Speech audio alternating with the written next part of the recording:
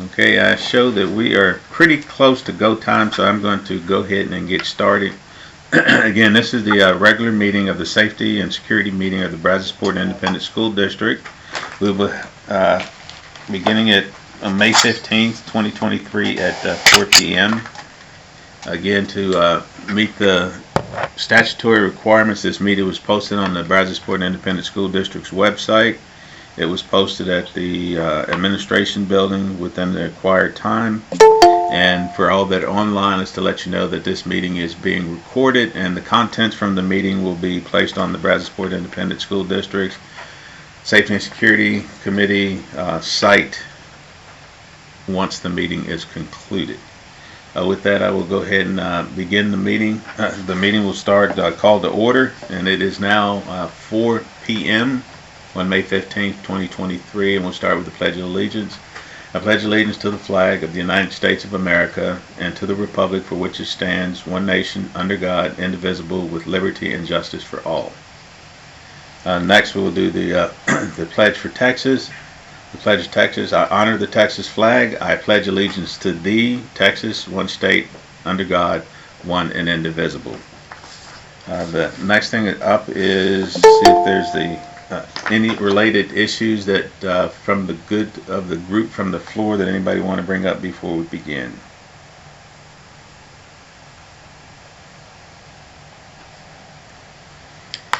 And hearing quiet silence, I would take that would be a no, so we'll move on to the next agenda. Are there any comments from the audience specifically?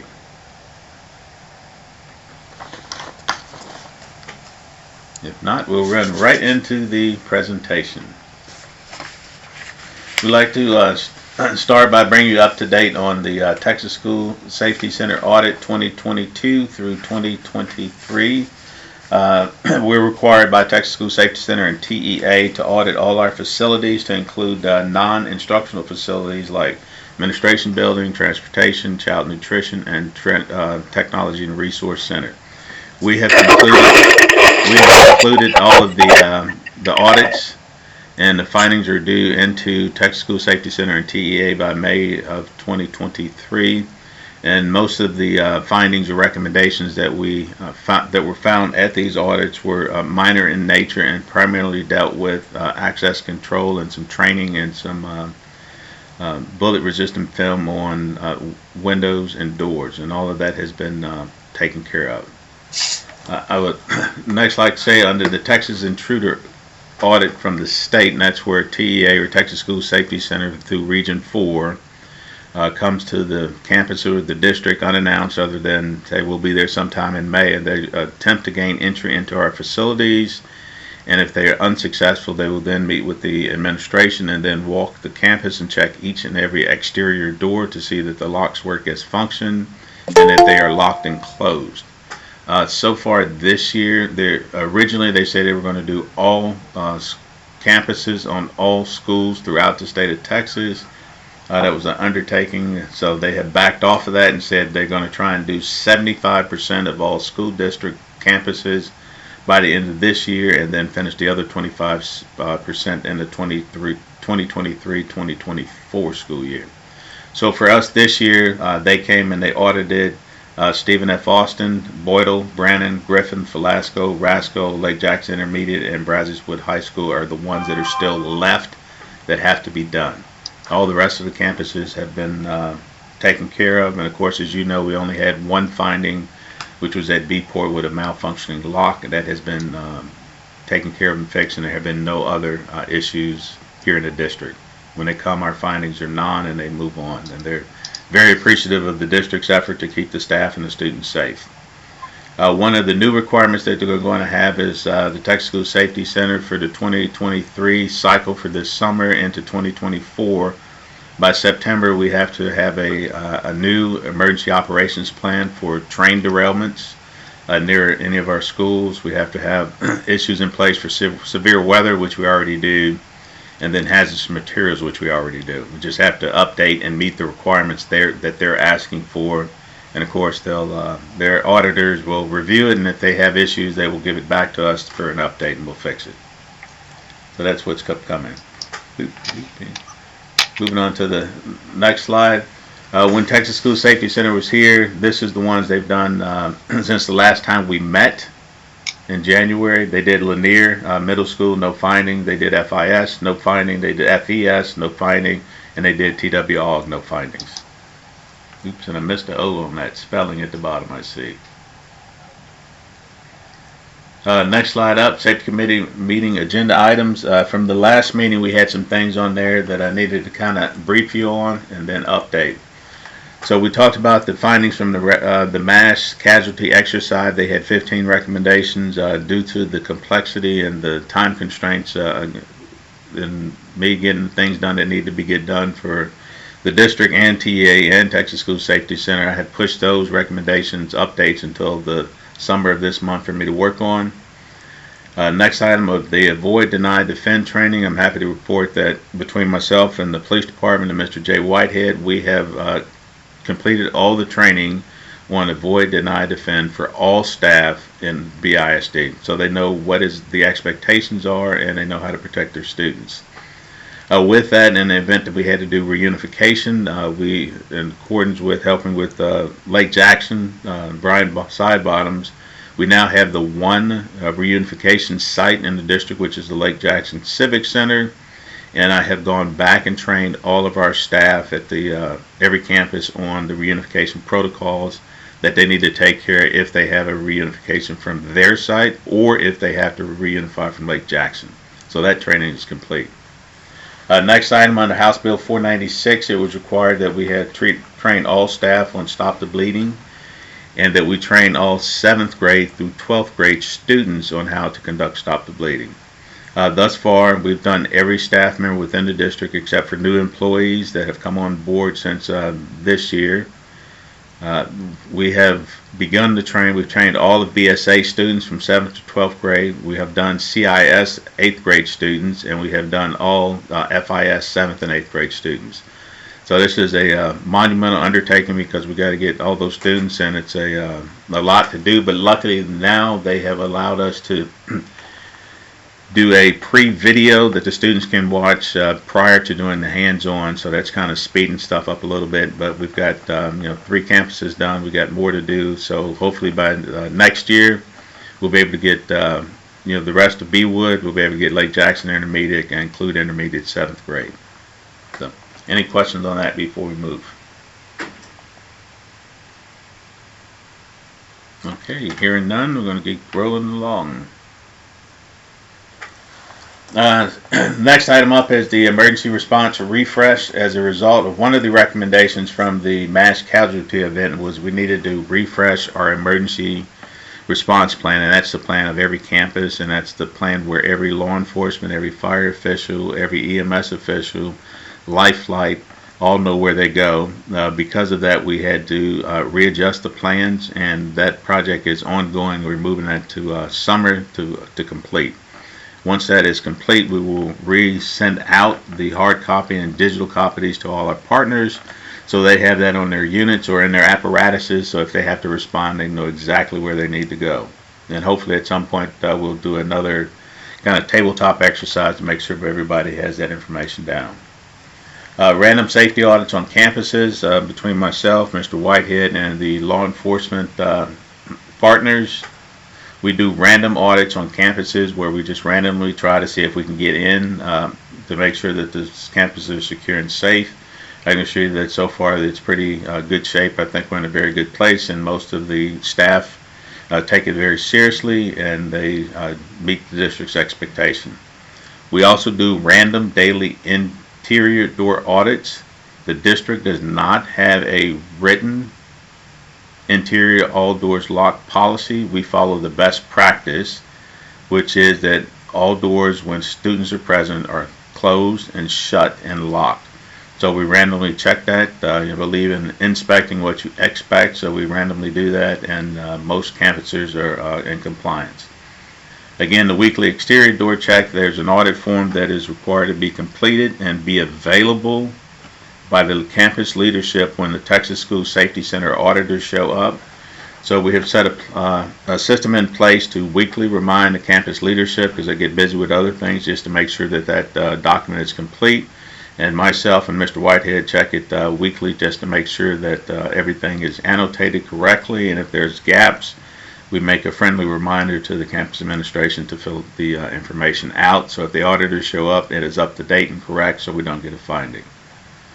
Again, the Texas School Safety Center and TA has mandatory drills that are required, and those are lockdown drills, shelter drills, evacuation drills, and fire drills. I can assure you for the 2023 cycle, all those drills are all campuses are in compliance, and the drills are complete, and the proper documentation has been done. So if TEA or Texas School Safety Center actually see it, we can show them that we are in compliance. Any questions there? All right, moving on to the next one. This is the next big one. One of the things we've been noticing is that some of our campuses and some of the radio systems and cell phones do not work inside of the building due to construction. This has been an ongoing project of mine. I was able to find a company that saved the districts $150,000 to map all the facilities. Basically what this company does is they walk every facility using their electronic equipment to see if radio frequencies and cellular frequencies can get in and out of the building. If they cannot, and they have receptional gaps in certain areas, this company identifies that, and then it gives us that information on a map, what they call a mapping, and then this mapping can be used to then use the justification to begin a process to identify and then acquire what's called bidirectional amplifiers or digital antenna systems to put into the buildings to pull signals in and push signals out. Based on the preliminary report I got so far, these are campuses that are in need of a BDA or a DAS system in order to facilitate communications in emergency. That would be TWAUG, SFA, BWOOD, BPort, BSA, Brannon, Boydell, Lake Jackson Intermediate, Polk, OM Roberts, and Griffith and Ney elementary schools, even though Ney would be going off to the consolidation. So any questions on that one? All right, I'll kick it over to Mr. Whitehead. All right, thank you, Ty. Appreciate it. So just a little update on some of the things we have going on that Ty's managed to get us in the middle of. We actually made a trip to Austin just last month to do a little bit of communicating with legislators on House Bill 3, the safety bill. And one particular item in that bill is an extensive bill on school safety, but one of the items that is part of that bill is use of artificial intelligence through approved vendor list, and we were able to go there and present on behalf of a product we use, which I'm going to talk a little more about in just a second, which is the Zero Eyes artificial intelligence camera system that we have in our district. So we were excited to do that. Also coming up in June, Ty and I will be presenting at the 2023 Texas School Safety Center Annual Conference on June 21st. I know that because Ty got us to present on my anniversary this year. So I appreciate that, Ty. So we'll be there. We're excited. It's a lot of fun, and we feel like absolutely our district is setting the standard for implementing layers and layers of safety protocols, and so we're excited to share that with other districts, and we often get contacted to do trainings in neighboring districts. So again, we're happy to share all the good things that we're fortunate enough to get to have in this district. So Ty, if you will go to the next one. So just a few things there. We do have the Quick Alert system in place currently. It's an app on the phone.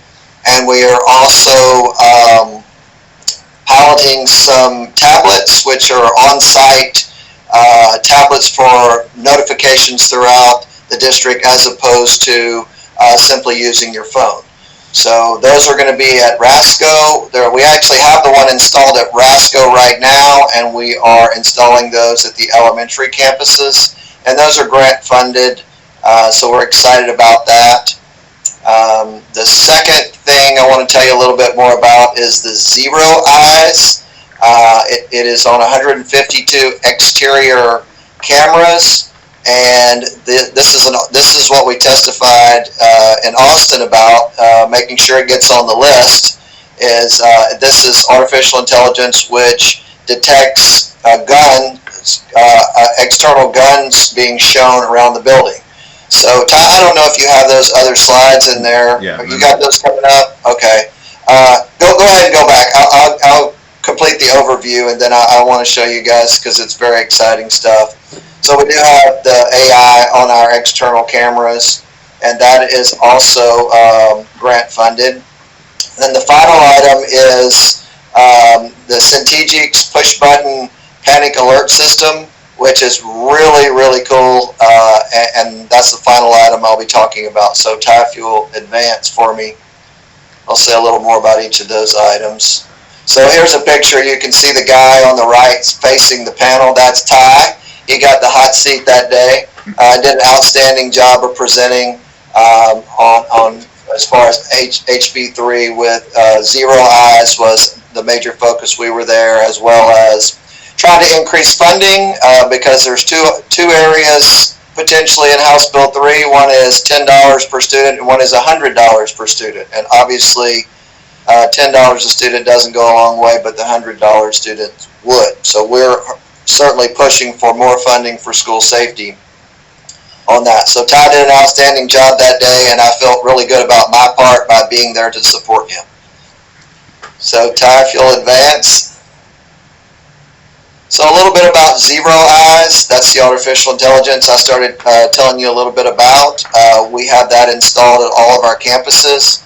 That is the ZOC Command Center, which is monitored 365 days a year, 24/7 by ex-military personnel. And so that command center is monitored to verify, because we could get a false positive. But in the event someone does come toward one of our campuses, and I'll show you some examples in a minute of some false positives, it is an immediate notification. So our response time is reduced.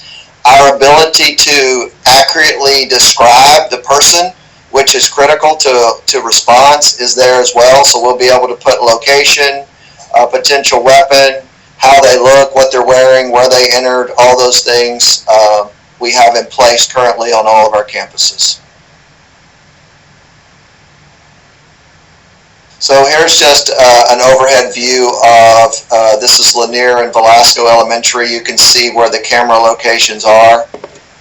Those are all external cameras. Any of these picks up on a weapon or something that looks like a weapon, it immediately notifies the command center, which it happens really fast.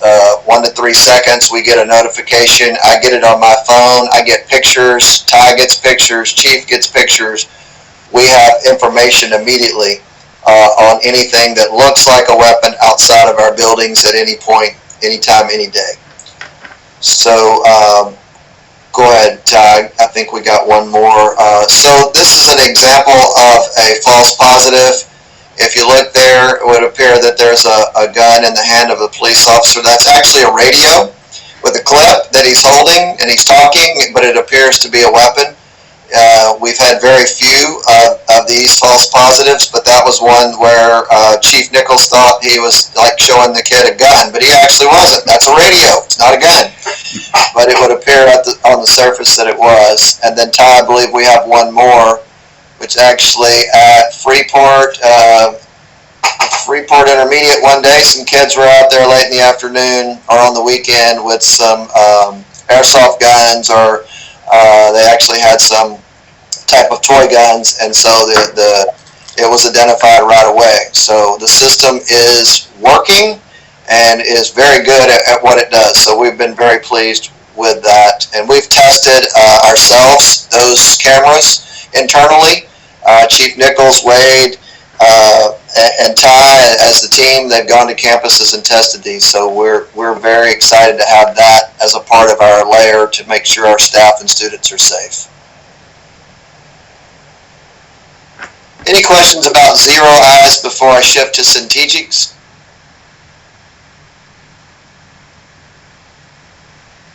And always always, guys, you can email if you have follow-up questions. Don't hesitate to do that. So we'll shift gears real fast into our Centegics, which we got everything approved, and installation starts this summer for all campuses. Now, what this is, you can see on the screen there. It looks like a badge, and that's exactly what it would appear to be. It's the size of a badge. It goes on the back of the badge, and this is a push-button crisis alert system. And so every employee in Brazosport ISD will have one of these, and it will indicate location throughout the district. So custodians, cafeteria workers, substitutes, every employee will have a silent alert system on their person every day, all day. So a little more about it, Ty, if you'll click for me. So what this has the capacity to do is, if you noticed on the actual fob there was a place at the top that if you push the button 3 times, it will give you a vibration, and that will alert your campus response team to immediately come to your aid. If you push it 8 times, it puts the entire campus on lockdown, notifies dispatch, notifies the police in the area to your location, and shuts down the entire school through notices, audio notices, strobe lights, etc. And I have a slide on that. But it is all done through Bluetooth frequency, which is critical because it is not dependent upon cell service. So you can see the fob there, you see the lights, it goes through the intercom system, it takes over all teacher computers, and then, Ty, if you'll go back 1 for me, it shows, you guys can see that the notification for response will give you exact location in the building of where the alert was set off. So we're extremely excited about providing that for all of our staff coming up next school year. Will be in place in all campuses. So I'll pause for a minute because you may have a question on that. Jay, this is Steve Solis. Yes, sir, Steve. That's really, really good work y'all are doing here. I've got a question about this this badge. It's really great technology. I'm curious, since it doesn't count on cell service and Bluetooth, is there like a distance limitation with respect to that? Like if I'm out in the field outside in a sports complex, would I lose connectivity? So they'll be installing, now I'm gonna pull my tech guys in here pretty fast, David, but they're going to be installing these receivers all throughout the building and around the building. So the distance that they're able to detect, I don't have the exact, David, do you? Yeah, this is Monty. David and I talked to them quite a bit, and they definitely build a nice, extensive, I want to say mesh, I don't know if mesh is the term for Bluetooth, but they build a complete separate mesh-type network with these Bluetooth, and the intent is to cover the exterior of the buildings as well. Now, as far as specific feet, David, I don't recollect, but yeah, it's going to cover the schoolyard. Yeah, and they're running off of it's called a Zigbee low-powered Bluetooth network, and so it's able to cover a longer range than your typical Bluetooth. And then the other piece you talked about the cellular piece. It does have a cellular chip on the actual gateway, so it can still communicate out in the event of like a power failure or whatnot. Okay, thank you. Very good. Yes, sir. Thank you, Steve. Any other questions on this system? And again, we're always, if you have follow-up, you can email. We're glad. We can go on for days about this system because it's a big piece of our world, and we're very, very excited about it.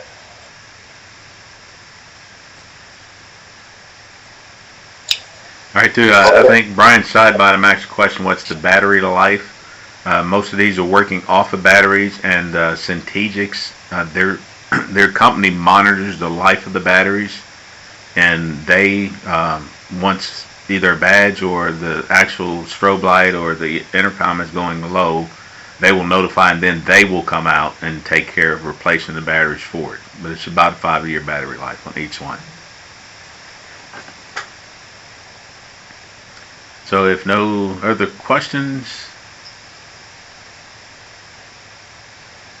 okay, we'll move over to the next. I think we had a question in the chat. It says, this is from Mr. Match. It's not only for armed intruders. This would require a lockdown, but any type of class helo students, fighting, classroom students, have seizures, etc.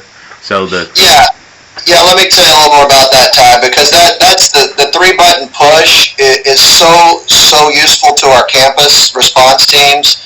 So some of the examples they've had in the past where a student is out on the playground with a teacher having a seizure, and they can click the button 3 times. If there's a fight in the classroom, and they need to have someone immediately respond instead of trying to find a cell phone or try to get in touch with somebody. This is an immediate response situation, so it's very, very useful to our day-to-day operations, and that's why we like it so much. Some of the other apps are more like just for the most intense situations, but this could be used within the campus on a daily routine. If somebody has a medical situation, they need to get the nurse and response team there. So good. Thank you for bringing that back up. So I think Mr. Amos had a question, is this a standalone system? And the answer would be yes. It's just one more layer of the many layers that Brazosport Independent School District has put in place to keep staff and students safe. And any employee can go to a new site and it'll automatically pick them up. So if I'm visiting Brazosport in the morning and Brazosport in the afternoon, no matter where I'm at, if I push the button, it's going to show my location on the map there and activate the system there. Very versatile system, so good, very, very good system. That's an excellent point too, Jay, because one of our questions from a tech standpoint was, is there this constant remapping of the device, and it triangulates based on that quote-unquote mesh Bluetooth network, so it's triangulating off of that, and so it's going to know. It doesn't matter, like you said, if you're a B-Wood teacher or central admin personnel, it's going to know where you're at and be able to tell the appropriate people where you push the button.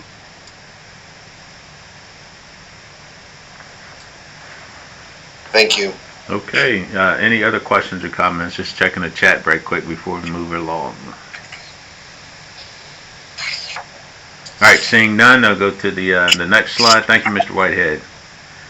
So for, I'm always trying to find money because I know we're getting tight fiscal times. So right now, the 22-23 grant projects that I'm currently working on right now is under the 2023 COPS SVVP grant. I'm going after those campuses. I'm trying to do the secondary campuses first because that's the majority of the probability if we did have an event. That's where it would be at to put the bidirectional amplifiers or the digital antenna systems. So right now I'm looking for B-Port, B-Wood, FIS, Lake Jackson Intermediate, Clute Intermediate School, and then TRC and the administration building because these two would be the command posts if something was to go south. So I want to make sure that we have the availability to communicate. So the grant writer is that I'm working with and me are putting the final touches on that. And if we are successful, the grant would be a total of $665,000. 300 and about 90 plus of that would go to the BDA and DASs at those facilities. And then the remainder of the money would go to B-Port, FIS, LJI, and CIS to place bullet-resistant film on all first-floor windows to be in compliance with the proposed rule that I'm understanding has been passed by Texas School Safety Center and TA and the legislatures. So if that happens, we'll use that grant money to, do the secondary schools first, and then if Governor Abbott and the legislature puts additional funding out under grants for the remaining windows for the elementary schools, then I'll go back and try and finish those up. So, any questions on that? Hearing a silent pause, I guess that will be a no, and move to the next one. So So the other thing that grant that I'm working on is TxDOT let I think it was a $250 million grant for modal transportation in localities. So I'm working in partnership with the city of Clute and in partnership with the city of Freeport to extend and add additional sidewalks and biking lanes in areas near our actual instructional facilities. So we're in the final stages of that. I think I gave the information to Mr. Massey. We need a letter of endorsement, basically saying that they agree to our part of that. And the good part of this is BISD does not have to do any of the heavy lifting. The city of Clute and the city of Freeport has hired engineers that are basically steering the grant, and we're just giving them data and information to help support that to get additional sidewalks in our areas for our kids that walk and bike to school. So, any questions on that one? And hearing none. And then the last grant we're going after is the Brazoria County Mitigation Plan. FEMA requires that there's a plan in place that if there is a catastrophic event, non-man-made, hurricane-related, weather-related, that you can apply for certain grant funding. And after talking with Mr. Schulte, the district's campuses can be titled a community safe place, and as being titled for that, we have the availability to ask for certain things to make those things functional and if we were having severe weather. And the need is we need 13 generators at 13 campuses that are not currently with a generator. So I've applied for that grant with the Brazoria County Mitigation Plan through the Brazoria County Emergency Management Office. And if we are successful, and if it comes down to it, that'll be $4.5 million that we'll be able to get to put 13 generators in our institutional facilities. And those are the only ones that don't have generators currently. So, any questions on that one? And hearing none, I'll kick it back to Mr. Whitehead. Thank you, Ty. I appreciate that information. And as you guys can tell, Ty's always out there trying to get us more funding for anything and everything we can to increase our layers of support on school safety. So we're grateful for Ty's work on that. At this point, if there's any questions on any items, we'd be happy to hear those questions. I'll pause briefly to see if anybody has any questions.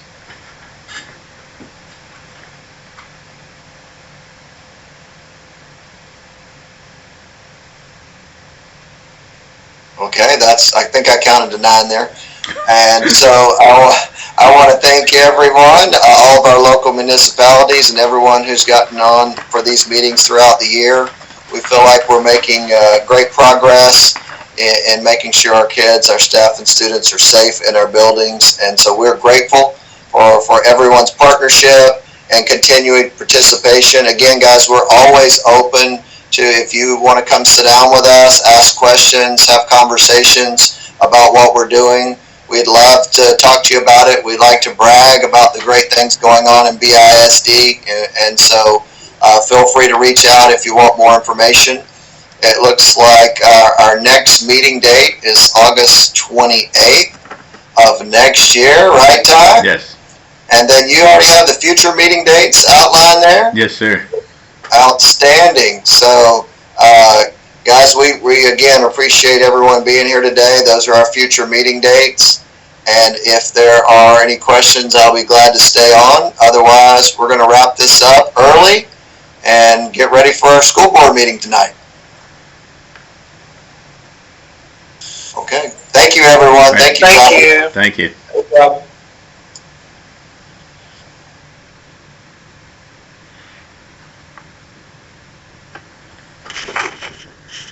Okay, that concludes the meeting. The time now is 4:34 p.m. on May 15th, 2023, and that's the conclusion of the Safety and Security Committee meeting.